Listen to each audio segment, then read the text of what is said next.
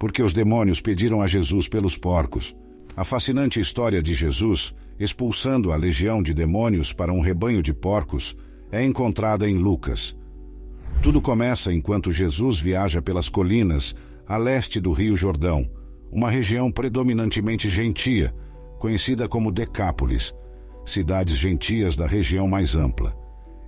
Eles navegaram então para a região das guarnições, a leste da Galileia. Quando Jesus pisou em terra firme, um homem da cidade de Gerasa, possuído por demônios há muito tempo, veio ao seu encontro. Ele não usava roupas e vivia entre os túmulos. Ao ver Jesus, ele soltou um grito terrível vindo das profundezas de sua garganta, caindo em terror e pavor diante dele, gritando com toda a força: "Que temos nós a ver um com o outro, Jesus, Filho do Deus Altíssimo? Eu te imploro, não me atormentes antes do tempo designado para o julgamento." Jesus já estava ordenando que o espírito impuro saísse do homem, pois este já havia sido tomado violentamente muitas vezes pelo demônio, sendo mantido sob guarda e amarrado com correntes e grilhões. No entanto, ele sempre quebrava essas amarras e era conduzido pelo demônio para o deserto. Lucas 8, versículo 26 a 29, Bíblia Amplificada. Esta é a descrição mais detalhada de um homem sob controle de um demônio encontrada na Bíblia. É o perfil clássico de possessão demoníaca. Por muito tempo, o homem esteve sob o domínio do demônio, vivendo como um animal selvagem em vez de humano. Desprovido de roupas, ele vagava entre os túmulos, um comportamento contrário à lei judaica e à inclinação humana natural. O homem possuía uma força anormal, quebrando suas amarras. Noite e dia ele gritava e se machucava, vivendo nas montanhas, entre os túmulos. A luta interna dele era incontrolável. E o comportamento selvagem. As pessoas concluíram que ele estava possuído por um demônio. Tentaram amarrá-lo para impedir que ferisse os outros, mas ele conseguiu se soltar das correntes em várias ocasiões. No fim, conseguiram expulsá-lo da cidade e ele acabou vivendo no cemitério local, ferindo a única pessoa que podia, ele mesmo. A Bíblia descreve sua condução pelos demônios da mesma forma que descreve um cavalo guiado por seu cavaleiro ou um navio remado por sua tripulação. Também lemos que um certo homem veio ao encontro dele, sugerindo que Jesus não buscou diretamente esse homem, mas que o homem foi atraído a Jesus. O homem não podia se libertar por si só, mas Jesus tinha a autoridade completa sobre o espírito impuro. "O que tenho eu contigo? Eu te imploro, não me atormentes", disse o espírito demoníaco que habitava o homem possuído, não o próprio homem. O demônio não queria deixar o corpo que habitava. A possessão demoníaca ocorre quando um espírito demoníaco reside em um corpo humano e, por vezes, manifesta sua própria personalidade através da personalidade do hospedeiro. Embora a possessão demoníaca seja uma realidade no mundo atual, devemos ser cautelosos para não ignorar o problema nem dar excessiva ênfase a uma suposta atividade demoníaca. Não nos é dito como alguém se torna possuído por um demônio. Superstições, jogos ocultos supostamente inofensivos, práticas de espiritismo, engano da nova era, magia e outras práticas abrem a porta para a enganação do crente e perigo demoníaco real para o incrédulo. As pessoas frequentemente se envolvem no ocultismo ou em coisas demoníacas, porque há algo lá que aparenta funcionar. Infelizmente, há alguém atuando ali, um espírito demoníaco. Demônios querem habitar corpos por uma razão semelhante à de um vândalo que quer uma lata de spray. Um corpo é uma arma que pode ser usada em seu ataque contra Deus. Demônios também atacam seres humanos porque desprezam a imagem de Deus e assim tentam distorcer e deturpar essa imagem. Os demônios têm o mesmo objetivo em relação aos cristãos, denegrir a imagem de Deus. No entanto, suas táticas são limitadas em relação aos cristãos, já que foram desarmados pelo trabalho de Jesus na cruz, embora possam enganar e imitar os cristãos, prendendo-os com medo e incredulidade. Colossenses 2, versículo 15, Bíblia Amplificada. Quando ele despojou os principados e potestades, forças sobrenaturais do mal que operam contra nós, fez deles um exemplo público, exibindo-os como cativos em seu desfile triunfal, tendo triunfado sobre eles por meio da cruz.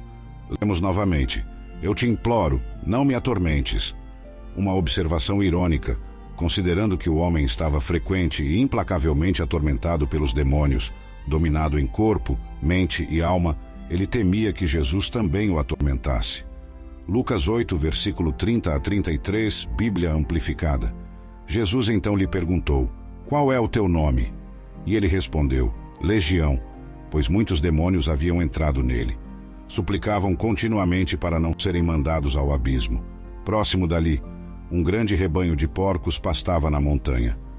O demônio implorou a Jesus que os deixasse entrar nos porcos, e ele concedeu permissão. Assim os demônios saíram do homem e entraram nos porcos. A manada se precipitou ladeira abaixo e caiu no lago, onde se afogou. Jesus perguntou o nome para ganhar autoridade sobre o demônio e libertar o possuído. Os exorcistas judeus da época precisavam conhecer o nome do demônio, mas Jesus não usou o nome aprendido nesse diálogo. Sua autoridade sobre os demônios excedia em muito as superstições da época. Provavelmente, ele perguntou o nome do demônio para compreender a extensão completa do problema, sabendo que o homem estava possuído por muitos demônios, não apenas um. Um legionário romano normalmente consistia de 6.000 homens, implicando que o homem estava possuído por um grande número deles. Os demônios que habitavam o homem não queriam ser aprisionados no abismo, o poço sem fundo, descrito em Apocalipse 9, versículo 11. Aparentemente, é um lugar de prisão para certos espíritos demoníacos. Eles preferiam a ação à ociosidade. Os demônios saíram do homem e entraram nos porcos. A ideia de que os demônios podem habitar os corpos de animais pode parecer estranha, mas é mostrada também em Gênesis 3. Foi apropriado que esses demônios fossem lançados em porcos, que são animais não kosher. Note que nem os demônios podem afligir os porcos sem a permissão de Deus, pois um demônio não pode entrar nem mesmo em porcos sem ser enviado por Deus. Quão pouco poder a malícia deles tem, quando enfrentados pelos que têm Deus como proteção e defensor. Satanás preferiria afligir porcos a não fazer mal algum. Ele é tão inclinado ao mal que o praticaria em animais, caso não possa fazê-lo com os homens.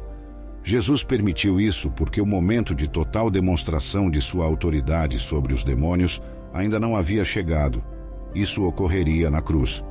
Colossenses 2, versículo 15, nos conta que na cruz, Jesus desarmou os demônios em seu ataque aos crentes. Ele fez um espetáculo público da derrota deles e triunfou sobre eles em sua obra na cruz. Colossenses 2, versículo 15, Bíblia Amplificada. Quando ele despojou os principados e potestades, forças sobrenaturais do mal que operam contra nós, fez deles um exemplo público, exibindo-os como cativos em seu desfile triunfal, tendo triunfado sobre eles por meio da cruz. Os espíritos demoníacos fizeram o rebanho de porcos agir de forma errática, levando-os a correrem descontroladamente pelas encostas íngremes até o lago, onde eventualmente se afogaram.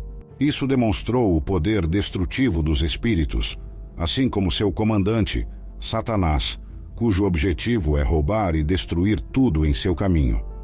Isso mostrou que a verdadeira intenção desses demônios era destruir o homem, assim como destruíram os porcos. Alguns podem considerar isso injusto para o dono dos porcos, mas os donos dos suínos perderam sua propriedade, sim, e aprenderam com isso como Jesus valorizava mais a vida do homem do que um rebanho. Spurgeon fez várias observações sábias sobre como o demônio afetou os porcos. Preferiam a morte ao domínio do demônio, e se os homens não fossem piores que os porcos, teriam a mesma opinião. O diabo conduz seus porcos a um mercado ruim. Quando os pastores viram o que aconteceu, fugiram e contaram à cidade e à área circundante.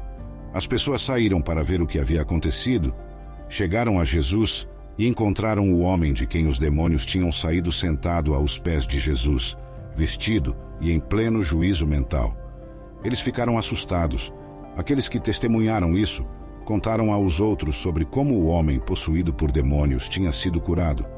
Então toda a multidão da região dos Gadarenos e das áreas vizinhas pediu a Jesus que saísse de lá, pois estavam sobrecarregados de medo. Jesus entrou no barco e voltou para o lado oeste do mar da Galileia. Eles estavam com medo e foram dominados por um grande temor. Tinham mais medo de um homem livre do que de um possuído. Eles ficaram aterrorizados ao verem o homem em seu juízo, sentado aos pés de Jesus, sem saber o que pensar. Os demônios deveriam ter tido a vantagem sobre Jesus, de acordo com suas superstições, mas não tiveram. Eles tiveram dificuldade em aceitar isso. Então a multidão toda o instou a eles não pareciam se importar em ter esse homem possuído e atormentado por demônios entre eles, mas se incomodavam com a presença de Jesus. Pediram a ele para partir, e ele atendeu. O trabalho que Jesus estava fazendo havia reunido toda a multidão, e todos estavam ali para conversar e encontrar-se com Jesus. No entanto, isso não foi um desenvolvimento positivo de forma alguma. Aqui estava toda uma cidade em uma reunião de oração, orando contra sua própria bênção. Era horrível a natureza de sua oração, mas ela foi ouvida, e Jesus partiu de seus domínios. Quando as pessoas têm mais medo do que Jesus fará em suas vidas, do que Satanás está fazendo no momento, muitas vezes afastam Jesus, e ele pode partir se lhe for pedido. Mas o homem de quem os demônios haviam saído ficava suplicando e implorando para ir com Jesus. No entanto, Jesus o enviou embora, dizendo: "Volte para casa e conte todas as coisas maravilhosas que Deus fez por você." Então, o homem partiu e proclamou por toda a cidade as grandes coisas que Jesus havia feito por ele.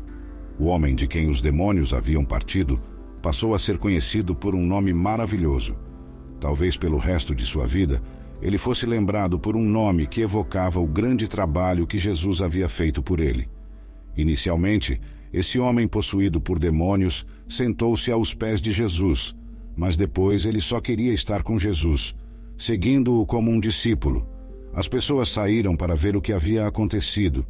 Vieram ver Jesus e encontraram o homem de quem os demônios haviam saído sentado aos pés de Jesus, vestido e em pleno juízo mental. Eles ficaram assustados. O desejo deste homem por Jesus é uma ilustração da mudança que ocorreu em seu coração.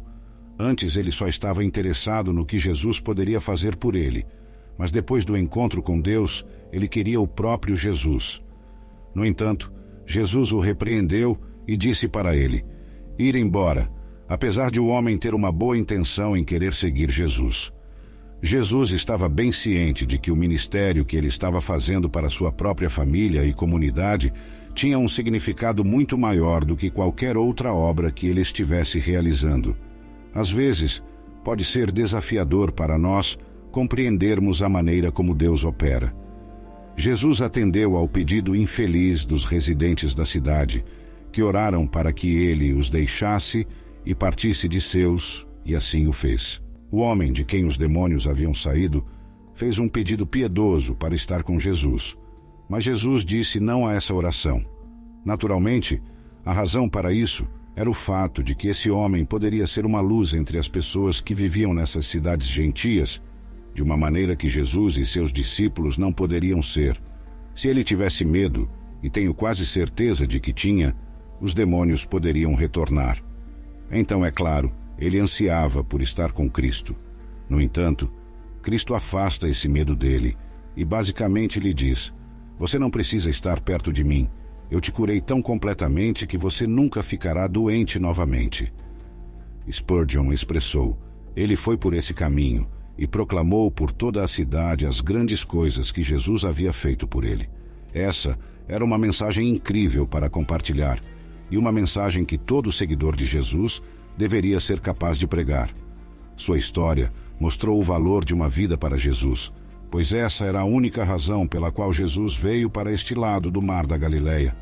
Sua história também mostrou que com Jesus ninguém está além da esperança, pois se esse homem pôde ser transformado, então qualquer um pode. Jesus disse a ele para contar sobre as grandes coisas que Deus fez, e o homem compartilhou com os outros as grandes coisas que Jesus havia feito. Não houve contradição, pois Jesus é Deus. Você busca prosperidade e plenitude em todas as áreas de sua vida?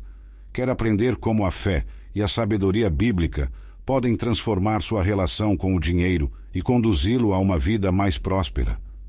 O livro Prosperidade com Deus encontrará um guia inspirador e prático para trilhar uma jornada rumo à verdadeira riqueza. Descubra como fortalecer sua fé em Deus e colocá-la em ação, alcançando contentamento, sucesso financeiro e uma vida abundante. Acesse o link nos comentários e mergulhe neste livro repleto de ensinamentos valiosos. Prepare-se para uma leitura transformadora que o guiará para uma vida de prosperidade com base em sua conexão com o Criador. Não perca essa oportunidade de descobrir o verdadeiro sentido da prosperidade.